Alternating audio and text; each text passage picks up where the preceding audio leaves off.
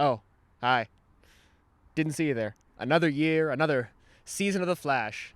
It's inevitable. So, yes, season 8. This year, I didn't want to do anything too complicated because I don't really, care. And also, I couldn't ask any of my friends to watch the show with me because that just seems, cruel and uncalled for. So this time the gimmick is I just sat down and binged it over a couple days because I just wanted it to be over, much like the actors and the crew and probably the writers too. And after every episode I just kind of sat down and rambled for a bit, and this is gonna be that. So yeah, season 8, the year of very little effort for me and the show in general. But, my children, I have good news.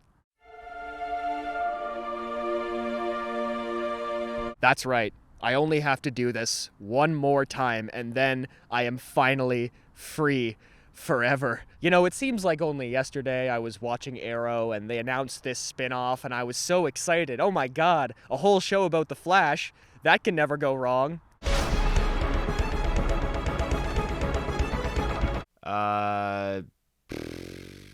Pretty bad. This season is actually starting off with the traditional big 5-part crossover, so that's something, I guess. Although it does not inspire much confidence that once again the villain is just like a big guy who can punch very hard. All the villains this episode were kind of very bad, like the Royal Flush Gang. I don't know what they were thinking. That was damn fine work, my queen. Every season, I feel like we get a new villain who is the worst villain of all time, which is, in a sense, progression. But these guys are just awful. It's like the worst of all worlds for Flash villains. Just really lame and uncreative, and oh my god, the card puns. Now what? We raise the stakes. Well, it's easy when you can see each card before it's dealt. Jackpot. Someone's out of chips. I'm all in. Pick a card, any card. This episode just felt very off overall. It felt very weird. It was a bizarre way to begin season 8. And the emotional stakes for the characters, the human conflicts they've set up, are just nothing. Like Allegra's whole thing where she gets a promotion at Iris's newspaper and she's like overwhelmed and can't deal with the staff. What exactly are you looking for? If you even know. I really hope later in the season that Allegra has to deal with more of the superhero side of her character, because that stuff is much more interesting to me, especially when you're establishing a new cast, like the next generation of heroes on this show. Give me something more than, oh man, this newspaper job is kinda hard. Chester's conflict was the same way. He's working for Ray Palmer this episode, briefly. Oh yeah, also Ray Palmer's back. Hooray. Chester tries to set up this pitch meeting for Ray to see these young tech people and maybe invest in their businesses, and Ray tells him, I don't really know if I want to do that anymore, and Chester completely shuts down and runs away every time he sees him like he's 10 years old. I know Chester's thing is he's a little childish at heart, but come on, these characters still have to feel like functional adults, right? I don't know, everything was like that. Everything just felt so on the nose, so blatant. And while this show has never been particularly subtle or, asked its audience to think much, I would appreciate some exposition that didn't feel like it was being delivered to someone who recently suffered a head injury. Your articles speak to people because you're one of them. That's your point of view. And since my queen is a psychic who knows everything you're gonna do before you do it. I think he's messing with our minds. Correct. I was shocked that Barry and Iris didn't just start calling each other husband and wife. There was also this very repetitive motif about leveling up. Every character talks about that in some kind of different context. Wow, you have seriously leveled up. They didn't change their MO. They just leveled up. I don't know, I just think it's kind of bold to use that kind of direct phrasing about improvements and increases in quality. Also, Kramer's back. I hate Kramer, terrible character, don't know why she's still here. I don't want to be too negative and write too many things off. It's only episode 1, but Kramer was easily the worst part of last season, and now she's basically the new Joe. no thank you. So yeah, pretty weak start overall, but it definitely feels like The Flash Season 8. Well, this crossover is kind of boring overall, and they're not even really leaning into the crossover stuff. Like, it's basically just an episode of The Flash with, like, random cameos. The cameos were a little bit lazier this episode, too. Like, they just Skyped in the lady from Supergirl, and then Black Lightning just kind of appears literally out of nowhere at the end. I feel like the fun of these crossovers is like seeing the heroes interact and fight together, and the last episode did that pretty well, or at least as well as the Flash can be expected to execute. I've seen your destiny, Flash. I've watched you use your power to destroy everything and everyone. So the story of this crossover appears to be that this big purple man came back in time because about a decade in the future, the Flash allegedly goes crazy and destroys the entire world, which, you know, after Savitar in season 3, I feel like it's a bit of an instant cop-out to pull the whole what if Barry turns evil card, because we know he won't, not just because Armageddon is this contained narrative event at the beginning of the season, but also because it's Barry, and I'm calling it right now. In the future, it's not Barry who does it, it's Thawne. This is all Reverse Flash. It's very obvious. What other villain would want to completely destroy Barry's reputation and future and life to this degree? That's Thawne's whole thing. You're under investigation for federal crimes. So I feel like once again, I'm going to have to sit through a series of episodes that try to convince me that something that is very obviously not going to happen is going to happen, and then the evil man will walk out and laugh and go, haha, it was me the whole time. I didn't do this, and I'm not going insane. But aside from the main story where Barry appears to be losing his mind, again, just a really lame episode full of very dumb character beats. Like, Killer Frost asks Chester to make a gun that will help them fight this big alien guy, and Chester goes into this whole crisis of self because he's apparently a pacifist. But you're... Pacifist. Yeah. But also they reveal his backstory for why he's a pacifist, and it is so deeply funny. I was 10, and I had just seen Marvin the Martian's ray gun on Saturday morning cartoons. So I decided to make one of my own. When I demoed it for my best friend, it malfunctioned. I burned his parents' house down. I'm sure in the writer's mind that sounded very poetic and tragic and, you know, heart-wrenching, but it sounds like a joke. It sounds like a joke someone would write into a parody of a show like this as the backstory for the science guy. Him and his family barely made it out alive. I mean, the fact that the big villain of the crossover looks like this and regularly does stuff like this makes me think that maybe they do just think the show is a joke now? Now, listen to me. It's been a joke for like 7 years. Sensors in the subterranean power core currently read over 1,000 rads. Then we'll demolish Star Labs and move the debris to a nuclear waste site. You're gonna demolish it? I mean, there was some fun stuff in there. The whole Star Labs sequence when the city workers are going through and Barry has to hide all the Flash stuff. That was kind of fun. And I do genuinely like this idea of, like, tearing apart Barry's life and removing all these landmarks we know. But unfortunately, this is also The Flash and nothing ever sticks. And I have no doubt in my mind that as soon as the crossover ends, we'll be back in Star Labs like nothing ever happened. Which brings us to my biggest question mark of the season, which is, did they just kill Joe off screen? Barry, Joe died 6 months ago. You know that. What? I want to believe that if they were going to really kill Joe off for good, they would not do it off screen, considering he's been like a main character since the first episode. But Arrow also did that exact thing, so, I mean, who knows? I'm going to assume that Joe is just dead for the crossover, and he'll appear when the real season starts, but if not, that's funny.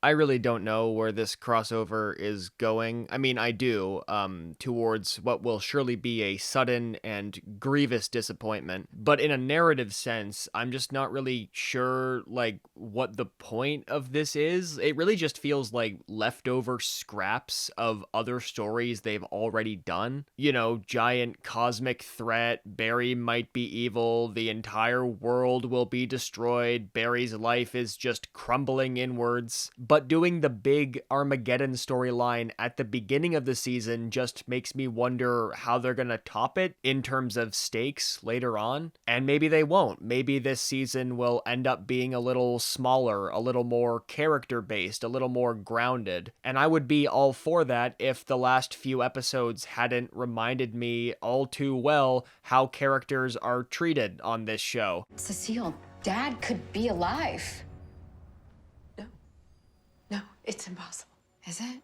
So it turns out that Joe is not actually dead, or may not actually be dead, because they saw some particles or something. Someone changed the timeline again to make Joe die or appear to die. And guess who it was? It was Reverse Flash in the future, who apparently is following a new plan where he just cucks Barry, which that's something. Iris West, the love of my life. You know, it's a bold new approach. I guess he realized that trying to punch him really fast doesn't work anymore, so why not? Or maybe it's more about replacing Barry, like Thawne realized he can't kill him, so he'll just become him. I don't know, it sounds like something a villain would do on this show. Half the time I spend watching this show is just me speculating in my head about what will happen next, and 100% of that speculation is based purely on what I think will be either a very lame outcome or a very simple, obvious outcome. Sometimes both, and in that regard, this season has been killing it. I'm gonna destroy the world. You believe him?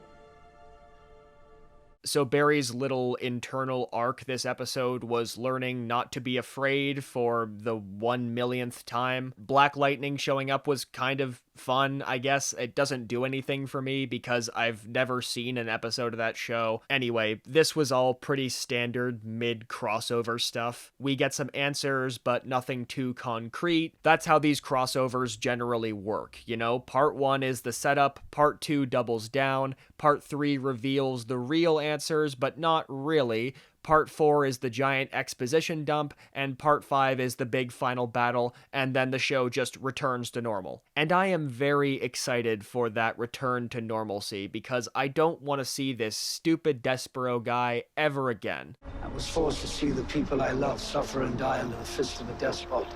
Then I was chosen to lead a band of rebels attempting a coup. This guy is just the latest in a long string of villains who shows up and talks about how powerful they are and how strong they are and how they can never be defeated, and then they take one hit and just shut down immediately. I mean, it was probably a pretty easy check for Tony Curran to show up and stand in a room menacingly. Also, this new season, and this is not like a strike against it because you can only do so much, but it really feels like a COVID shoot. 1 or 2 people in one big empty room. The group shot at the end of this episode actually surprised me. Imagine a network TV show in this day and age having a scene with 4 characters or more. If only they could harness that energy and write one good scene. Alright, Armageddon is almost over, and frankly, I wish Armageddon would happen to me, because I would rather die and see the entire world end than have to sit through 16 more goddamn episodes of this. But until then, here we are. So I was right about the Reverse Flash, pretty much word for word, actually. Because after our last encounter, it was clear to me you were faster than I was, and that the only way to defeat you was to become you. The crossover stuff did not do much for me. It was nice to see Damien Dark again because I remember him as just the goofy villain from Arrow Season 4. I guess he came back for Legends or something. I don't know. I basically pieced together all the information about these characters from just the flashbacks they show in these episodes, which is kind of fun in and of itself because the things they talk about are just so obscenely stupid, and I have to imagine that with context it would just be even stupider. Like everything to do with Batwoman, completely over my head. I have no idea what she's talking about at all. I called Sophie. We're gonna adapt. It was kind of nice to see Ryan Choi finally suit up as the Atom. I like the look of that suit, but like every CW suit, it's like kind of bad, just in ways that are hard to define. I don't know anything about costume design, and the term comic accuracy means less than nothing to me. So basically, this all just looks very, very silly. Although there was one thing, one moment of pure brilliance. It actually made me cheer out loud, alone in my room. Chill Blaine is back, baby.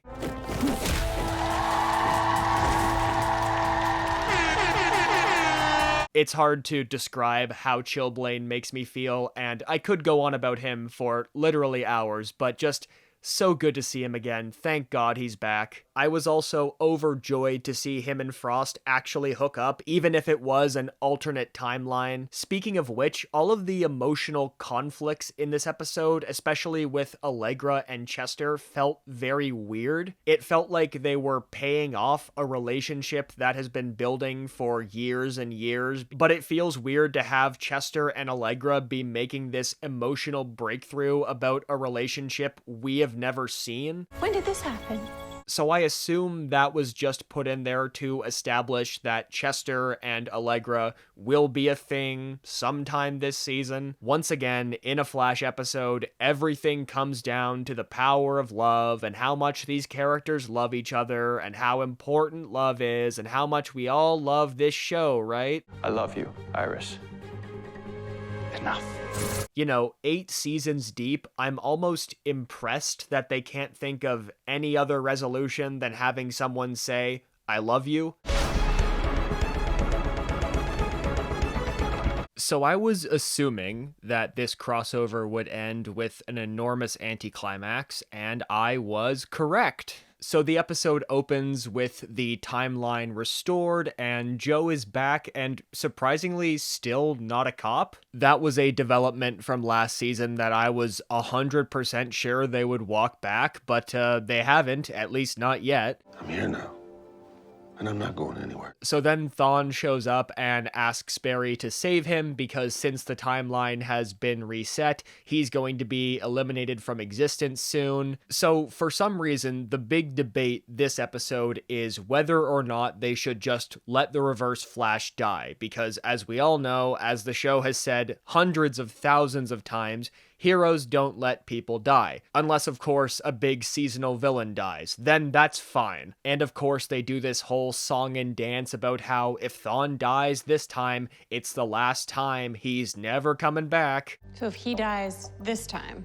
It's game over for good. Even though literally every time Thawne has died in the past, they just invent a new way to bring him back. So the ultimate resolution of the whole Thawne thing is that Barry removes his speed, so he's just like a guy now. So I'm betting that he'll have his speed back by the end of this season at the most. And also, frankly, it's ridiculous that they even had this debate about whether or not Thawne should die. Like, obviously he should die. Even if you take away his speed, which will presumably stop him from trying to destroy the world again, just turn the cameras off and let him fade away, because this is all his fault. He basically killed himself. Team Flash has absolutely no moral obligation to help, especially this guy. The only reason they are convinced to save his life is because Joe says, well, he asked you to. And that man came to you for help, which means you're obligated to try and save him. Joe, he killed you. If I was Barry at this point, I would just assume this was all part of Thawne's plan and he was still secretly going to kill them all. But then they just take away his speed and I guess send him to jail. So that's cool. Also, the new Green Arrow was back. And the final fight with Despero was just... oof. I don't think I've seen a superhero look this rubbery since Catwoman.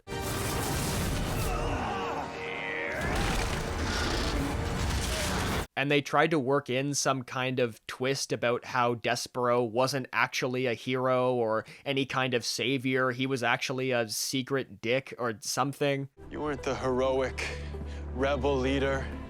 You were the despot. But that has nothing to do with this story or Despero's goals. They just needed a really obvious way to say, this guy is a bad guy. It's okay for Barry to punch him. Because God forbid a character on this show do anything with even the slightest hint of moral ambiguity. This episode was very clearly filler. It could not have been more fillery, I think, if it tried. The story revolves around Bart and Nora, the two most annoying characters on the show. Awesome. When they came back at the end of season 7, it created some changes in the timeline, so this is another timeline episode. We have to undo the timeline changes, and for reasons that are beyond me, this is also an origin episode for the Royal Flush Gang. Yeah, those horrible villains from episode 1, or as I'm now calling them, the cringy card collective. There weren't quite as many card puns this episode, thank Christ, but these villains are still just so nothing. Ladies and gents. This whole episode just kind of felt like a discount version of The Flash, which already feels like a discount version of good TV. Its paradoxes built around characters we don't know that well or just don't care about, and the time travel stuff wasn't even that fun. It was kind of nice to see Eddie again, I guess, but the handling of it was really odd. You saved my dissertation, right, Detective Pretty Boy? The final note between him and Iris is that kind of wink wink nudge nudge, oh, they're gonna be together someday, but like, we know how that relationship ends. My heart is not warmed. Eddie, no. Hey, stay with me, okay? Stay. I feel the same way about the Joe and Cecile thing. Like, did we really need to retcon Cecile into Joe's backstory? I thought that them just meeting and falling in love worked fine. Although, to be fair, the timeline has changed so much since that happened that I have no reason to believe that is still how they got together. Also, where is their baby? They still have not shown that baby even once. Overall, this was a really nothing episode. I mean, Bart goes through the same typical Flash arc of, I don't believe in myself. Oh wait, yes I do. You caught me. And the little teaser at the end with the hairbrush disappearing, I'm guessing that has something to do with Iris still being like, timeline sick. They've never even really explained what that is. Since the end of last season, they've been referencing that Iris has some sort of timeline disease that makes her slide in and out of timelines or something. How's this possible? We don't know. Am I just supposed to assume that makes sense and not ask questions? Actually, who am I kidding? This show would be unwatchable if I didn't do that like twice a minute. This episode was okay, pretty solid, which I did not expect to feel at all because the biggest parts of this episode were things that I have really disliked in the past. Like they brought back the gold guy, Kramer is the character at the center of the emotional action, and even Chillblaine couldn't balance that out, or so I thought. And it must be said that this episode contains the best Chillblaine scene yet. You're as cold as ice. You're willing to sacrifice our love. I love when this show surprises me and can still make me feel genuine joy, even if it is, partially ironic. I mean, if I have to sit through 20 episodes of boring, repetitive TV, at least there are a couple of jokes every now and again that actually make me laugh. But besides that brief scene, this episode didn't have much going for it. Most of the story was contained in a hostage situation in the CCPD building where Kramer and Barry have to fight back against Goldface. I sincerely can't believe that they actually went with Goldface as a name, but he was a lot more fun this episode. They gave him a more distinct sense of personality, and I think the actor brought a lot to it. BA in literature from Yale. I'm surrounded by Philistines. Kramer's struggling with her powers. She doesn't know if she can properly control them. Barry gives her a classic Flash pep talk, and she does the thing. She wins the day. And as much as I dislike Kramer as a character in total, I do like the note the episode ends on, where Barry agrees to start training her. That may seem counterintuitive because it means that Kramer will be in even more of the show, but it could be good. You know, it won't be. I know it won't be, but it could be. The main reason I don't like Kramer is because her default setting is, like, tough. She's really tough. Cancel any plans you have for tonight.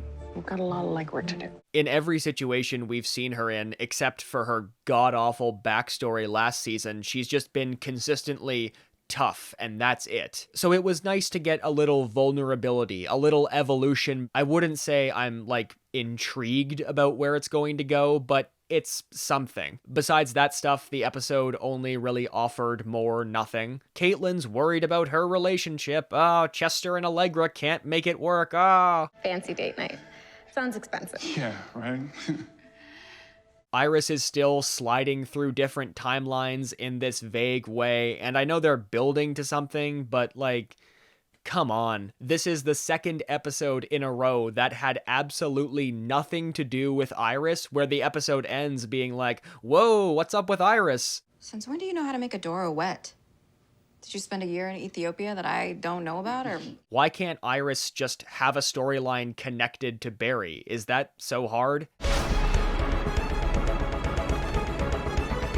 This episode was extremely forgettable. In fact, I have forgotten most of it already. The villain, who wasn't actually the villain, but the supposed villain of the episode, was this fire guy named Birch. He was fine, I guess. He mainly served as a parallel for Barry's father with the whole false accusation and metahuman murder that no one believes, that sort of thing. That parallel was kind of interesting, and I do appreciate when the show leans into conflicts like that only it can, as opposed to Allegra's ongoing odyssey at the newspaper where one of her subordinates doesn't like her very much. It won't happen again.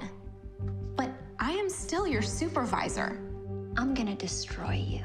That was actually maybe the only genuinely surprising moment all season. That one character apologized to another, and they didn't immediately become best friends. Normally, that's how every relationship on this show works. But yeah, I really don't know why they chose to make journalism such a key facet of Allegra's character and make her, like, Iris Light. I feel like there's so much more you can do with that character, especially considering she's a meta and yet she never goes into the field at all. Frost is the only other meta Barry ever shows up to crime scenes with, even though Allegra had her whole superhero origin moment already. Give her a costume, for God's sake, or at least something more than, I really hope Iris likes my article. It is a very engaging and beautifully written article.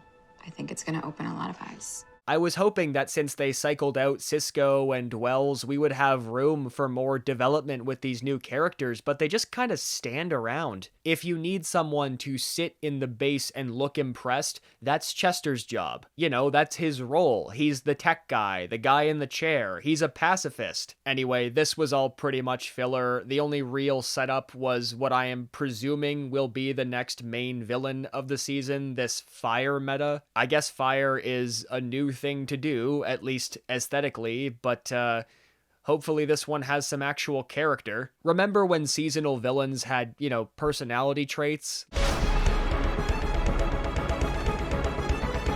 Well, things are sort of happening, I think. It's hard to tell with this show sometimes, whether things are ever gonna pay off or, you know, have meaning or get interesting. Take my hand.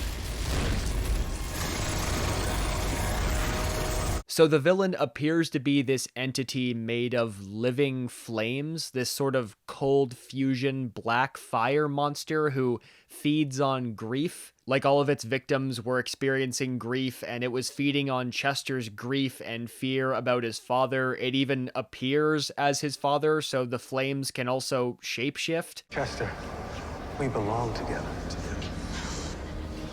Chester.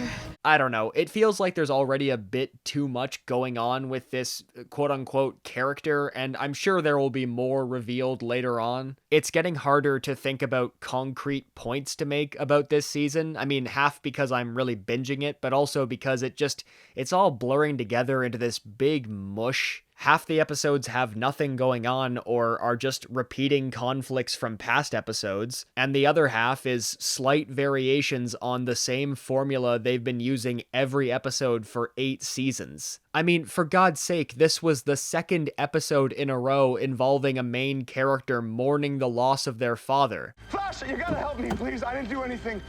Please, I can't lose my son, please. I would say put 1 or 2 episodes between them, break it up thematically a little bit. Then again, every episode is just about how the characters love each other, and this one is, also about that. Well, you're all good now. Really? Yeah. I can't believe how long they've been dragging out this whole Iris time sickness thing. Like, just explain it even a little bit. I am so sick of episodes ending with Iris looking vaguely concerned. Also, Barry has gold boots now. I forgot to mention that earlier, but I have a feeling people will get very mad at me if I don't. He actually got those boots about 4 episodes ago, and I completely forgot to mention them, even though they got quite a bit of attention. A weirdly distracting amount of attention. Well, this episode was fairly notable for one reason, which is that pretty much nothing happened at all. The Black Flame thing shows up and attacks Frost, so Team Flash comes up with a plan to trap it. The plan does not work. They try a different plan. That plan also does not work. By the end of the episode, we are still firmly at square one. So, we failed? No, we didn't fail. Thanks to Frost. It also felt like, and this is something I never thought I would complain about with this show, there wasn't enough happening in the episode, like in terms of number of subplots. The ongoing stories were so simple and progressed so slowly that I feel like they should have had something else to cut to, because all the Team Flash stuff is just boring, repetitive techno babble about fusion. Then all we need to do is recalibrate the unit to absorb and amplify Frost cryokinetic signatures. Yes. And the B story is the ongoing plot with Iris and Sue in Coast City helping out this orphan, which just what is this doing here? You mean someone doesn't want me to find my own birth mother? At this point, it almost feels like the show is just picking random ideas or scenarios out of a hat and just assigning them to any character regardless of thematic connection. And the adoption stuff is so melodramatic and heavy-handed, and you can almost feel the writers patting themselves on the back. The truth is, I wanted to be your mom more than anything, but I was so young. But what is this? What is this doing in this show about superheroes? Did we really need to grind the show to a halt for this desperately cheesy moment between 2 characters we just met? However, that scene did have the funniest possible resolution, where Iris just disintegrated her mom across time. What the hell? Mom? Another very funny moment was when Caitlin's mom opened that folder about herself and there was just a headshot in there. I don't know. Could they not have snapped a quick picture of her in costume against a white wall somewhere between takes? Also, the black fire thing has a big skeleton face now. I guess that's supposed to be scary or something. Ronnie? Sometimes I feel like the only people who could legitimately get invested in what this show is doing would have to be 8 years old. Did we get it? No. And that's okay. Well, this one was fine, I think, although in some ways it was also unforgivably stupid. In this episode, Ronnie came back, or at least Robbie Amell came back. This season has had a real thing for digging up characters from season 1, just hey, look at this guy. So the whole thing in this episode is the debate over whether the Black Flame is actually Ronnie and what to do. Should they save him? Should they just kill him? Once again, these characters are spending a lot of time debating the ethics of letting a dead person be dead, which, sounds like a debate. Ronnie didn't make it. Right.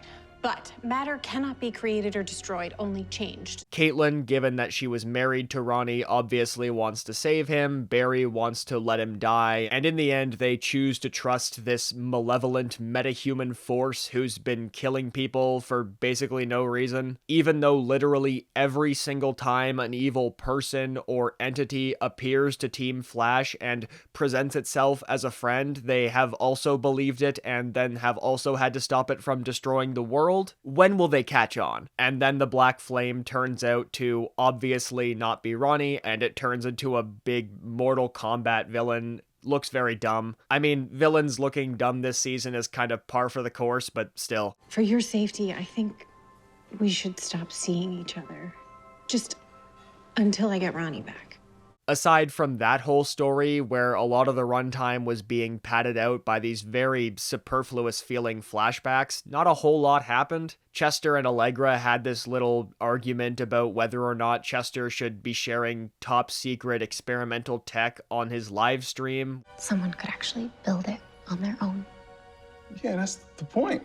And then the whole Iris and the orphan plotline kept going, where the orphan made Iris disappear with her powers somehow. They explain literally nothing about it. Sue just teleports back to Central City and says, "Hey Barry, Iris is missing. That's our big cliffhanger." It seems like the writers have no idea what to do with Iris besides have other characters just worry about her. What is wrong with her?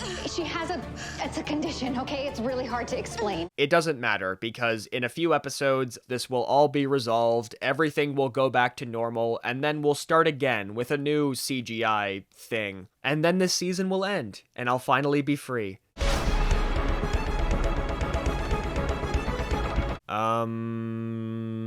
Where to begin? So it turns out that Deathstorm is actually the embodiment of Ronnie's grief when he sacrificed himself back in season 1 / the beginning of 2, and that grief became this entity that wants to destroy all life in the universe for some reason. But within some dimensions there exists an aberration. Life. This whole Deathstorm arc has felt really half-baked, especially the Caitlin connection, where he suddenly wants to make her, like, his demon bride. I traveled across the stars to transform you, so you could end my loneliness. So this guy wants to destroy all life, but also not be alone. It seems like a better solution to that would be not destroying all life. And then you have the ongoing Iris time sickness thing, where it feels like the writers are just making it up episode by episode. Apparently she also infected Dion and he also disintegrates, so I have no idea what's going on there. I'm just so lost. We've got to slow down whatever's happening, because if we don't, Iris is gonna disappear again. I know they're building up to some grand reveal that they'll treat as this big game-changing moment, and knowing this show, it will probably be unbearably stupid, and then they'll fix it and undo it, and Tinya's mom will reappear, and this will all have been for nothing. Honestly, I think this might be my least favorite season yet, because just nothing is clicking. Every episode is going through the same Flash motions, and nothing is notably worse. But it's just so dull, so slapdash. Even the cliffhanger with Eddie, that might have actually had some impact if we hadn't already seen him come back a few episodes ago. And this kind of retrospective approach, bringing back all these characters from the first season, would work better if this was the last season, but it's not. And I have no idea what they're gonna pull out in the last season to bring everything full circle, because they've kind of used all those moments already. I don't know, are they gonna bring back, like, Patty Spivot? Remember her? At least that actress eventually got to be on a good superhero show. Okay, so the Deathstorm arc is already over. I severely misjudged how this season was going to be structured, but that just means this villain was gone all the sooner, and I have zero complaints about that, because he was truly awful. Deathstorm felt like a crappy episodic villain who just stuck around saying the same things over and over again about grief and life and death and bleh. I am the master of death and all of its inhabitants. So of course, Deathstorm is defeated by the power of love because Frost absorbs energy and becomes a new version of Frost. She becomes Hell Frost. That's because I'm not just Frost. I'm Hell Frost. Terrible name, terrible wig, terrible idea, frankly. And once Deathstorm is defeated, Frost just kind of falls over and dies. And I'm sure, just like when she went to prison, this is going to stick for the rest of the show. We will never see Frost again. Frost died. That's not possible. Honestly, as much emotion as they tried to pack into this death, it just really didn't hit. Because in terms of the fallout of this death, all that really changes is that Danielle Panabaker has to spend less time in the makeup chair, right? Maybe now Allegra will finally be allowed to go outside and help Barry fight villains. I think the only real impact Frost had on this show was introducing Chillblaine, because Chillblaine is still the best character. I love Chillblaine so much, and I'm so happy they turned him into like this super supportive, super loving boyfriend. It's just so nice. Sorry, what are we transforming you into again? The anti-Deathstorm. Nice. I don't know, since every single conflict the show introduces feels so artificial and forced, at least when characters are being nice to each other, that feels somewhat natural. It's the same thing with Chester and Allegra, even though they're really drawing out the beginning of their relationship. It's nice to see them act like real people, like real friends who like each other. I have no idea where the show is going to go from here, although presumably there will be less Chillblaine, so not excited. I mean, at least they didn't defeat the villain by having Barry just run very fast. But yeah, the grief thing did not work. Bringing back all these old characters just felt empty. It just feels kind of pointless right now. I would like to think that all of these disparate elements will eventually come together and mean something, but it's The Flash, so again, doubtful. I can't believe there's 20 episodes this season. It's like, are they trying to hurt me?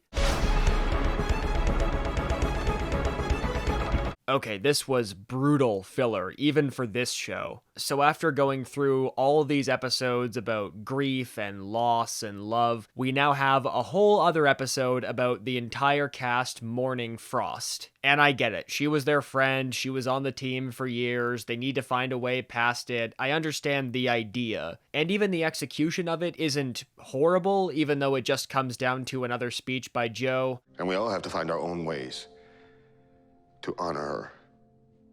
It's fun to see Barry doing all of Frost's bucket list things, like building a snowman on top of Mount Everest and mastering ice sculptures and doing a hot dog eating contest. It was also nice to see Kramer in a situation where she was not required to just be tough and cool. Helen wins it in the upset of the century. It's weird because this kind of stuff is, in a way, what I want from this show. I want to see the characters' interior lives. I want to see their different emotional approaches to situations cause clashes and conflict. I also like the sequence where Iris interviews all these people who Frost saved. It felt like an authentic portrayal about how a city would react to a superhero's death like this. That was genuinely good stuff. But even when the show is doing that, and doing it kinda well, it can't help but fall back into the same old patterns.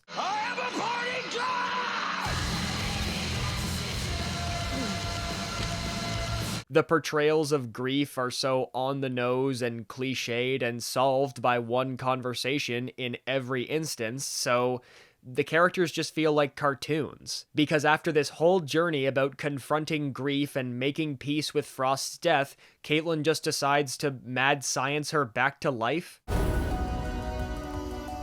And you're gonna help me.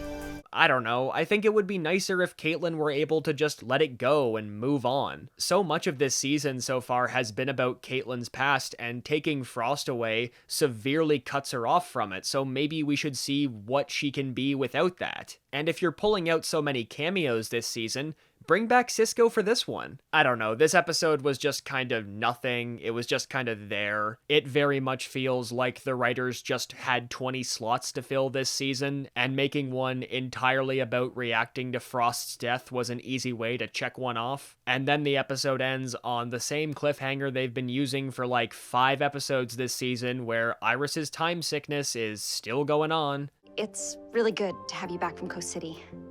CCC Media was not the same without you. Phone. Iris? Wonderful. Another boring episode where nothing happened. Love it. So the main point of this episode, point being relative, of course, is going into the Still Force. The Still Force is a lot like the Speed Force in that they just use sets they already have and apply some lens flares. So yeah, Barry goes into the Still Force with Dion to look for Iris, and then halfway through, Dion betrays him for reasons that, again, are not explained. And then Dion pulls in Nora from the future, and then Nora gives Barry a pep talk, and they escape. And no one has any idea why any of this happened or what is going on, and I feel the same. You know, guys, there's one thing that I still don't quite get. Like, I know they have to have 18 to 20-ish episodes per season, but you could also give those episodes purpose if you're going to have that many. Everyone loses faith in themselves sometimes, even heroes. Chester had another episodic cul-de-sac of an arc where he thought that he made some bad technology, and then it turned out he made good technology. You were right. You're right. I should have never put my designs online. Someone's a believer again.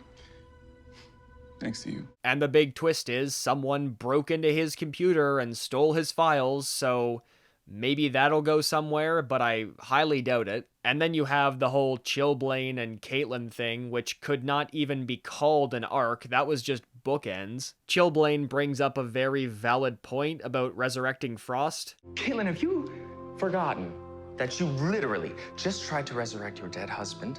And then at the end of the episode, he just comes back and agrees to help. Awesome. I'm gonna help you. All I really care about is that we're in the last quarter now, okay? 5 more episodes. Dear God, let something interesting happen. Well, that episode went in one ear and right out the other. So this time, the villain was an evil doctor who stole a gamma ray blaster, and it makes people old, and the Flash starts getting old. Osteoporosis, high cholesterol, and heartburn. That's what that is? Holy Benjamin Buttonberry. They reference the Curious Case of Benjamin Button a lot, which is odd because that's not what the Curious Case of Benjamin Button is about. I mean, I also can't think of any notable pop culture references about someone aging very fast, but you'd think you might Google that before writing a whole episode of TV about it. Even as far as episodic conflicts go, this was so lame. Every cell in your body has deteriorated suddenly. It says here that you've aged 30 years overnight. Barry's just getting older, and by that I mean they put some gray on Grant Gustin's temples. I can see what they're going for, and this episode's big emotional talk was between Cecile and Barry about fearing age and making the most of the time you have left. You know, you're not the first superhero that I've seen go through this. My grandmother.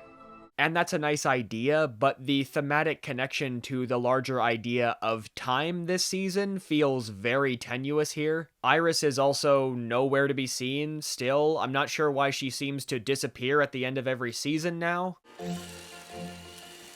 Oh! Damn it! What else happened this episode? Singh showed back up, I guess to remind us all that he still exists. Joe. You raised the Flash. You see everyone playing Dungeons and Dragons, and Joe comes out dressed as Gandalf, and he's clearly drunk. That's kind of cute. Kick some dungeon cracking ass. And then Barry finds out about Caitlin's experiment to bring Frost back and just blows up her apartment.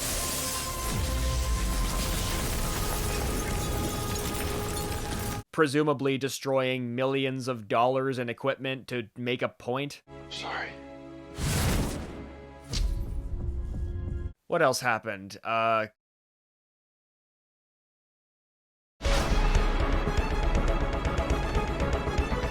This episode was a bit of a mixed bag, and by that I mean it was bad. It was a mixed bag in the sense that it felt like a lot of filler and time wasting, but also a lot of setup, given that we're heading towards a season finale. The biggest development was there's a new speedster in town. It's Doctor. You know that one, actually. She's the CEO of yet another random tech company that's been in Central City all along, I guess. Tech companies on The Flash are kind of like what evil crime syndicates were on Arrow. They're all basically the same, they all have limitless resources, and there's probably some kind of sinister plot going on behind the scenes, no matter how altruistic they seem on the outside. Unfortunately, this genius intellect hasn't been any help in mastering these new abilities. Barry agrees to train this new speedster, and it's a nice moment, but it just made me wonder, why has there not been a single scene of him training Kramer? Remember that? I remember. Do the writers remember? Do the writers remember Iris? Do they also remember they should probably show Joe and Cecile's baby at some point? What am I missing? Jenna? It's getting ridiculous at this point. Just have a child extra for one shot. I don't believe this kid is real. You took my speed. You did this to yourself, Thawne. Once again this season, I'm betting that whatever this speedster is up to has something to do with Reverse Flash, because why would they even bring him back otherwise, you know? But that was all pretty much just a tease, just set up for later. The bulk of the episode saw the return of a couple villains from Season 6 and early Season 7, which was surprising and unwelcome. I never really cared about these villains or found them very interesting, and retconning their backstories to make them all part of a gang that Allegra and her cousin were also a part of, and that's how Allegra ended up in juvie, just struck me as really forced. You know, what does that really add, besides bringing back that random character we saw earlier in the season? I will say, one thing I do like about this era of The Flash is that the characters in Central City actually feel relevant. Like, whenever a civilian gets involved with one of the heroes, they'll probably pop up about 10 episodes later. It's kind of fun. I just wish the show was also interesting. You ain't never getting it. Now I'm mad. So yeah, Allegra and her co-workers are all trapped in the newspaper offices by those villains. Allegra wants to do an interview with one of the former members of the gang that will expose them. They want to keep her quiet. There's some understandable conflict and debate among the characters as they discuss how to handle the situation. We promised to keep her safe. You did! I didn't. Okay. And Allegra gets a big superhero moment and seems to be coming more into her own as an actual hero, which I like. I also wish that had happened a little faster and a little sooner, but, you know, beggars can't be choosers. So this was another episode that felt generally pointless, but in far more confusing ways. So the main story is about Barry trying to train this new speedster. It turns out she built the machine that gave her her speed with a version of Eobard Thawne, a version who is never fully explained, at least not yet. They reference 4 or 5 Thawnes this episode, and I only know like 2 of them. I have no idea what you're talking about or why you think I'm a murderous speedster. Because you are. No. It's a lot to unpack, but basically this good version of Thawne has no memories and fell in love with this new speedster and helped her build this machine, but it turns out the machine is connected to the negative speed force which powers the Reverse Flash, so she starts going crazy and the Flash has to stop her. As far as stories go, it was passable, but what's weird is how much emotional weight they tried to put on the relationship between the good Thawne and the speedster. Mina, her name's Mina. The hero who taught me to put others before myself. This entire relationship, even this version of Thawne, was only introduced in this same episode, and yet they get so much backstory, so much screen time, and this giant, pointed, quote-unquote, emotional montage at the climax of the episode. I love you, Mina. like their love is what brings Mina out of the negative Speed Force, but we just met these guys. It comes across as just bizarre, and I assume they'll factor into the finale somehow because you wouldn't just throw them away. It felt like they were making up for lost time in terms of introducing the relationship, but like, just introduce them sooner, right? So now there are 2 Thawns and a 3rd Reverse Flash, and then Dion shows up at the very end to help the evil Thawn. No idea what's going on there. I just hope we get some sort of explanation to what's been going on with Dion and Iris. And I know it won't be good or even make sense, probably, but just the idea of getting an answer is so enticing that I'll take whatever. It just felt really weird to humanize Thawne this much and this quickly. She protected you from me. Why would she do that? Because she loves me! You idiot! And the B story, or at least the B conversation, because it was all one scene, that was Diggle's return. Nice to see him again, I guess. And they finally followed up on the whole Green Lantern thing, or whatever he was holding. I've seen transmatter technology like that before, forged at the orrery of worlds. It was interesting to have him reject that mantle and reject the idea of these cosmic adventures in favor of his human life. That felt very true to his character, and I don't care enough about Green Lantern to be mad. We do have a lot to talk about. But I'm coming home.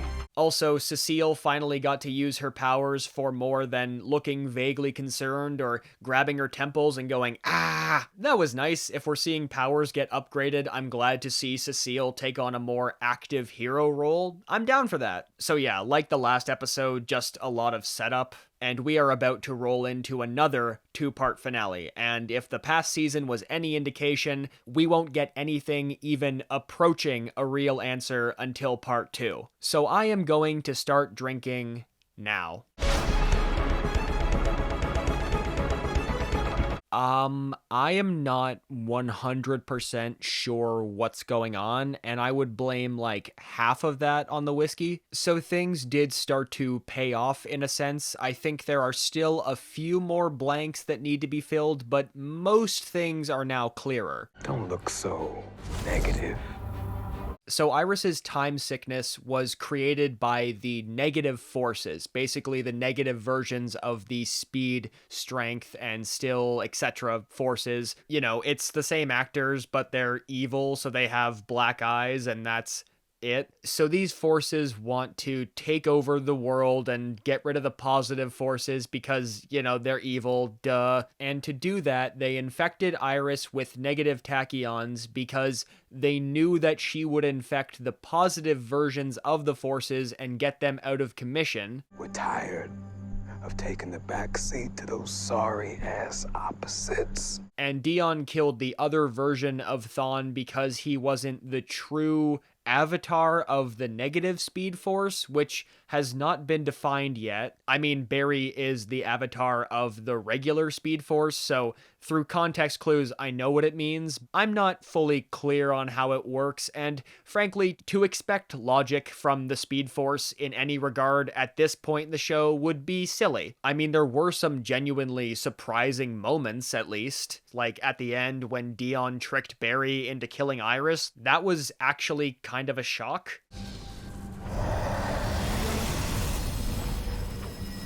But I do wonder if that shock was based on my investment in the story or just my general confusion. This can't be happening.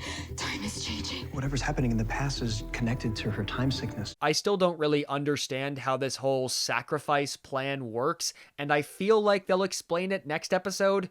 But I also feel like they won't. You know, I have this sinking feeling that it'll be one of those things the Flash just expects you to understand and go with. I mean, they've been doing that for like 8 seasons, but still. And the other cool moment was Tom Cavanaugh as the Reverse Flash ripping through the other Eobard Thawne's face to reveal himself. Thanks for the resurrection. Again, I don't understand the context really at all, but that was a cool visual, just very gnarly. A good villain moment, definitely memorable at least. I don't know what's going on with Cecile and her telepathic powers though. I can hear all of them everyone. I can hear the entire city. I'm worried they're going to overshoot the mark in terms of leveling her up and make her just ridiculously overpowered, which would only be a problem going forward unless they depower her, which would kind of be unfair. What do I mean fair? This show has been riffing for like 7 seasons. Who cares what they do? So yeah, this very much felt like part 1, and I'm sure the biggest moments will all be undone soon enough, but I would be lying if I said I wasn't genuinely curious about what's coming next. Maybe they'll save it. Maybe they'll redeem this season in part 2. You know, a man can dream. And while I wait for those dreams to come true, I'm gonna have one more whiskey.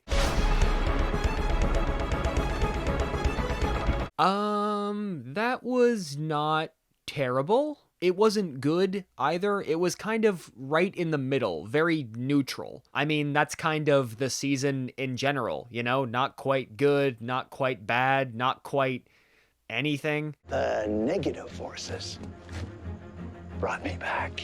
Okay, so as I expected, everything was undone. Iris didn't actually die. She was just transported into a magical rock. The same magical rock that Damien Dark gave to Joe at the end of the Armageddon arc, which was a surprising moment of cohesion. I will give this season one thing. At least it wasn't as sporadically insane as season 7 was, and they just kept making things up out of thin air. As silly as most, if not all, of the answers from this episode were, at least they were actually set up, even vaguely. Did they ever mention these forces before? Like, even once before last episode? I feel like they didn't, and I feel like even if it is just the evil version of something we already understand, maybe set that up a little bit. The show does seem to understand planting and payoff, but they plant the weirdest things and they pay off in the weirdest ways. And also, the thing I disliked most about this finale was that everything just came down to destiny. The stone